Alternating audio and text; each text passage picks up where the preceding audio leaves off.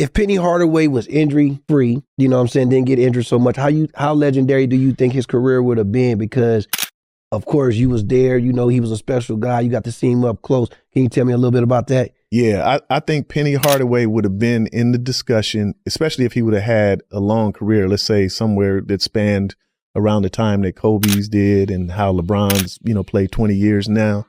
If he could have played, you know, 15 to 18 years in the NBA, I think he'd be in the discussion about being the GOAT. Yeah. He was that talented. He was 6'8". He could post up. He could shoot threes. He could handle the ball. He was one of the best passers that the league has ever seen.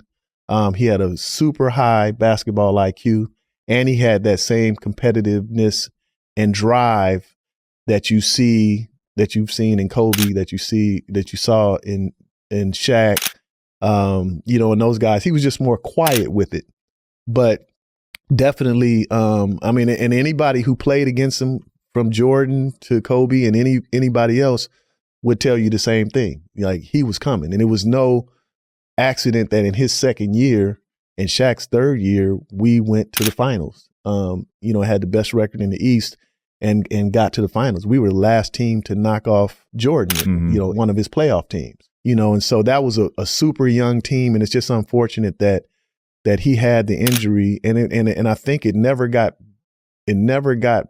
well enough, because he came back. He wanted to play so bad. He came back way too early, and it never got right.